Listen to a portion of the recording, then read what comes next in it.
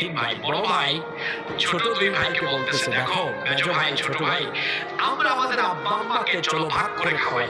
আমি 10 দিন, তুমি 10 দিন, মেজো ভাই তুমি 10 দিন, ছোট ভাই তুমি আরো 10 দিন। মেজো ভাই বলতেছে বড় ভাইকে, বড় ভাই আমি আপনার সাথে একমত নই।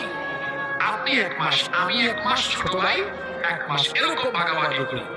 দুই ভাইয়ের এই কথাবার্তা শুনে ছোট ভাই বলতেছে বড় দুই ভাইকে, বড় ভাই মেজো ভাই শোনেন, একটা দাবি আপনাদের কাছে পেশ করি। তো বড় দুই ভাই বলতেছে করো। ছোট ভাই বলতেছে আব্বা আম্মাকে ভাগাভাগি করার দরকার নাই, আব্বা আম্মা দুজনকে সারা জীবনের জন্য আমার কাছে দিয়ে দেন।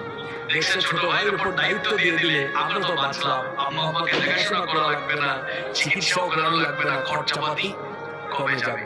এই তিন ভাইয়ের কথাবার্তা শুনছে এক চাচা গিয়ে ছোট ছেলেকে বলতেছে, ভাতিজা তুমি তো ব্যাককল। ছোট ছেলে বলতেছে, চাচা